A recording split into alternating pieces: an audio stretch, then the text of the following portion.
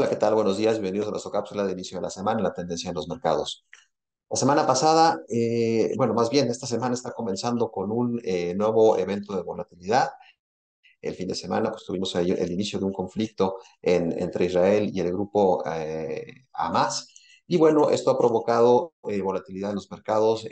La principal reacción o lo primero que está reaccionando al alza es el precio del petróleo, que ya está recuperando en niveles por arriba de los $85.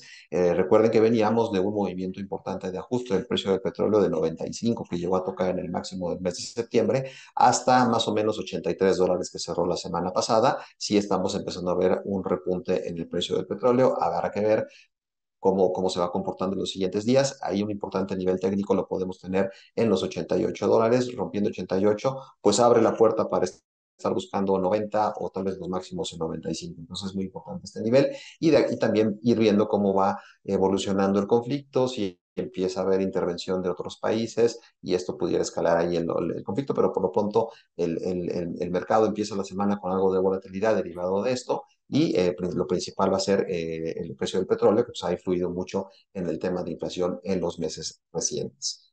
En cuanto a la semana pasada, tuvimos muchos datos del mercado laboral.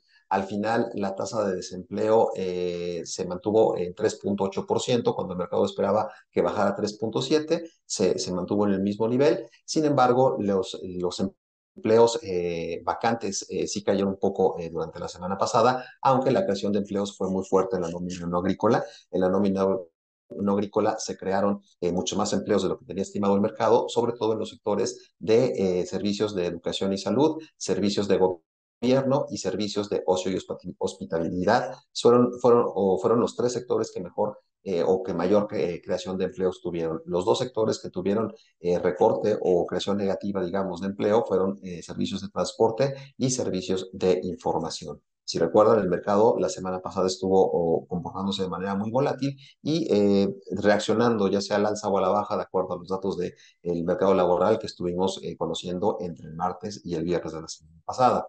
¿Qué pasó en la deuda? En el mercado de deuda, bueno, en la tasa del bono de 10 años tuvimos un avance de 22 puntos base. Terminó la tasa en 4,80, llegó a tocar un máximo en 4,88, que representó un nuevo máximo para el 2023. En México, la tasa de 10 años, el M bono de 10 años se quedó en 9,84, incluso retrocediendo ligeramente con respecto a la semana anterior. En el mercado de divisas tuvimos un repunte muy fuerte del dólar con respecto al peso de 4,4%, terminando la semana en 18,16. También llegó a tocar 18,50 en el máximo de la jornada del viernes y de ahí tuvo un retroceso casi de 30 centavos desde el máximo hasta el cierre, pero la tendencia a final de cuentas semanal fue con un rebote importante en el precio del petróleo. Perdón, en el precio del dólar con respecto al peso.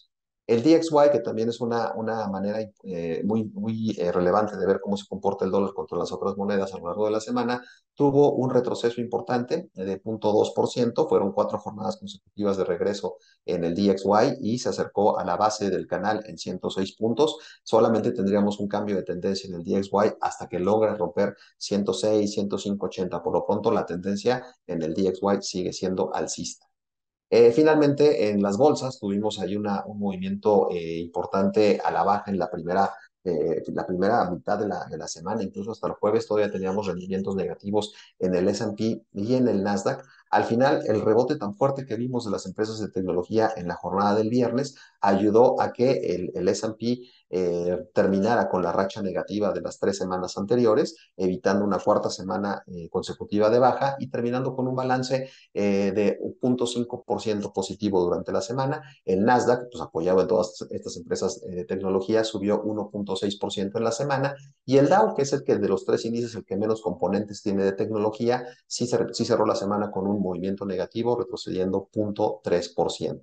El IPC, con este evento tan volátil que tuvimos en la jornada del jueves, pues tuvo una caída semanal muy fuerte de 2,4%, y apenas ya en lo que va del año lleva una ganancia de 2,5%. De hecho, en la jornada del jueves, con la volatilidad tan fuerte que tuvimos y que llegó a estar en algún punto de la jornada más del 4% abajo el IPC, pues estaba borrando casi por completo la ganancia que había tenido a lo largo del año. En cuanto a los sectores Los dos sectores que tuvieron el mejor rendimiento en Estados Unidos durante la semana fueron telecomunicaciones y tecnología, esto gracias a los rebotes pues, de empresas como Meta, Google, AMD, Nvidia, eso fue lo que provocó este repunte en estos índices, y los que tuvieron los rendimientos más negativos fueron servicios básicos o consumo básico, utilities nuevamente y la parte del sector inmobiliario. En cuanto a nuestro indicador de riesgo, se mantiene en zona neutral con este repunte que ha habido tanto en la volatilidad del mercado de capitales como en la volatilidad del mercado de deuda. Nuestro indicador de risk off en este momento está en zona neutral. La semana pasada tuvimos la inflación en México. México se ubicó en 4.5% durante el mes de septiembre, ligeramente por debajo de lo que tenía estimado el mercado. Y con esto, el primer recorte de Banco de México ya se movió hacia marzo del 2024.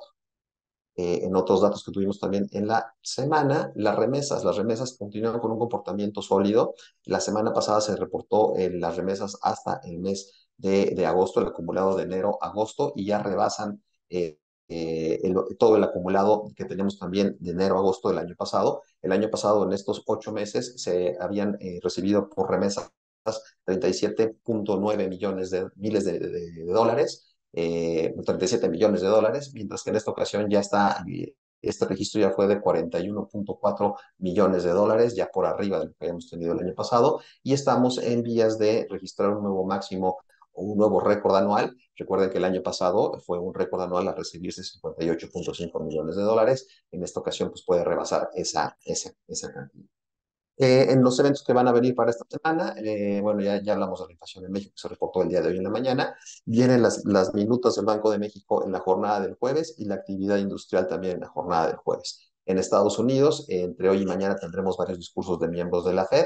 El miércoles se darán a conocer las minutas de la última Junta de Política Monetaria de la Fed. Y el jueves, va muy importante ahí, la inflación para el mes de septiembre. El miércoles antes también se va a conocer el índice de precios al productor, el jueves será el índice de precios al consumidor y durante toda la semana tendremos discursos de miembros.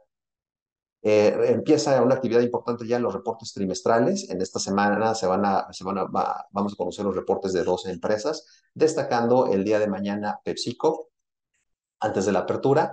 El jueves también antes de la apertura conoceremos los datos de Walgreens y de Pizza y de Domino's Pizza. Y luego el viernes ya, además de United Health, veremos el inicio del reporte de los bancos al conocer las cifras de JP Morgan, BlackRock, Citigroup y Wells Fargo. Esto representa apenas el 4% del market cap de Nissan. Y en cuanto a sectores, ya comentábamos que tecnología y comunicación fueron los que encabezaron los puntos positivos del IPC durante la semana anterior, contribuyendo de manera negativa a consumo básico y energía. Energía por el retroceso que hubo en la semana casi del 9% en el precio del petróleo. Esto impactó en los precios de las empresas relacionadas con el sector. Aquí está el calendario completo de los reportes trimestrales que comentamos. Y nada más para terminar, esta semana les comentaba, van a ser dos empresas, que solo es el 4% del market cap. La siguiente semana serán 60 empresas, que es el 12% del market cap, pero la siguiente semana, la del 23 al 27 de octubre, conoceremos el reporte de 168 empresas, que representa el 40% del market cap, y ahí tendremos reportes muy importantes como Meta, como Google, como otras de estas Big Techs. Microsoft también dará a conocer esa semana sus reportes, pero realmente empieza a subir. En 2 semanas tendremos una semana muy activa en la parte de reportes trimestrales. ¿Cómo se esperan los reportes? Se espera que al final del reporte trimestral el crecimiento anual en ventas sea del 0.3%, en donde los mejores reportes los veremos en la parte de financieras y de telecomunicaciones, y los reportes más débiles se esperan en la parte de materiales y en la parte de energía. En las Big Techs, en los Magnificent Seven, como les llaman a las 7 grandes tecnológicas, se esperan crecimientos importantes de año contra año, sobre todo en Meta y en Tesla, aunque se espera un decrecimiento del 1% en Apple, que Apple es la más pesada tanto en el Nasdaq como en el S&P. Finalmente, ya para revisar nuestros pronósticos de renta variable, se espera un cierre del S&P para este año de 4.500 puntos, mientras para los próximos 12 meses de 4.800, igual para el cierre de 2024, 4.800 puntos, que representa más o menos un rendimiento del 7% con respecto a los niveles actuales del mercado en Estados Unidos. En cuanto a los sectores favoritos, seguimos favoreciendo los sectores de servicios públicos, consumo básico y materiales para los siguientes meses, de acuerdo a nuestro modelo cuantitativo de rendimientos, mientras que en las empresas en nuestra lista de favoritas, pues sí se mantiene muy parecida a lo que vimos la semana anterior. No hemos hecho ningún cambio, se mantienen las mismas que habíamos tenido en nuestra lista de favoritas.